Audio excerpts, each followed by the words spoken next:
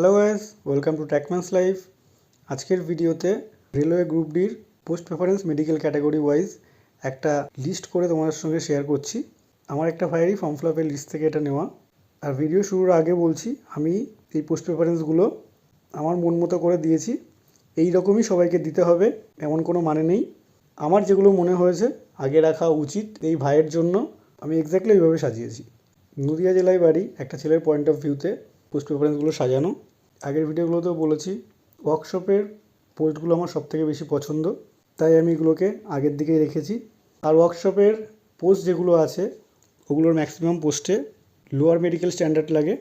তো at first রেখেছি assistant workshop C1 medical ক্যাটাগরির। তারপর রেখেছি assistant TLN/AC workshop, assistant loco shed electrical, assistant operation electrical TLN/AC। তারপর রেখেছি অ্যাসিস্ট্যান্ট লোকোশেড, এটা হলো B1 medical category. Pointsman B এর মেডিকেল স্ট্যান্ডার্ড সবথেকে হাইয়েস্ট লাগে, A2 মেডিকেল ক্যাটাগরির মধ্যে এটা পড়ে। আর এই পোস্টের কাজ সবথেকে হালকা, এটা তোমরা আগের দিকে রাখতে পারো। যাদের চোখ ভালো আছে তারা এটাকে 1 নম্বর চয়েসেও রাখতে পারো। এটাকে আমি 1 নম্বর চয়েসে অন্য কারণে রাখিনি। এই পোস্টের অনেক স্টেশনে 12 ঘন্টা ডিউটি, আবার অনেক সময় গেটম্যানের কাজ করালে 12 ঘন্টা ডিউটি করতে হয়। তো এই সব ভেবে আমি এটাকে 1 নম্বরে রাখিনি। কিন্তু এই পোস্টটার কাজ অন্যান্য পোস্ট যেগুলো আছে ওগুলোর তুলনায় অনেকটা হালকা, গায়ের খাটনি অনেকটা কম। তো এই পোস্টকেও তোমরা 1 নম্বরে রাখতে পারো। তারপর 8 নম্বরে রেখেছি অ্যাসিস্ট্যান্ট CNW, এটা হলো B1 মেডিকেল ক্যাটাগরি।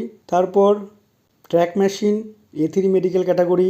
তারপর SNT, তারপর ব্রিজ, তারপর TRD, তারপর ওয়ার্কশপের TLN/AC, তারপর অ্যাসিস্ট্যান্ট POA, আর সবার লাস্টে রেখেছি ট্র্যাক মেনটেনার গ্রেড 4। 1 থেকে 16 পর্যন্ত যে কটা পোস্ট আছে এগুলোর মধ্যে ট্র্যাক মেনটেনার গ্রেড 4 হলো সবথেকে হার্ড, তাই এটাকে একদম পুরো লাস্ট চয়েসে রেখেছি। তো যাই হোক, এই ছিল আমার মতে পোস্ট প্রেফারেন্স।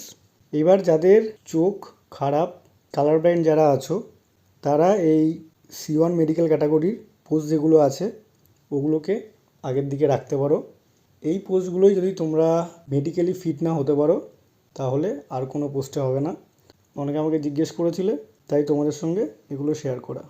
আবারও বলছি, এক্স্যাক্টলি এইরকমভাবে তোমাদের পোস্ট প্রেফারেন্স পড়তে হবে সেরকমটা না, এটা আমার মতামত সম্পূর্ণ।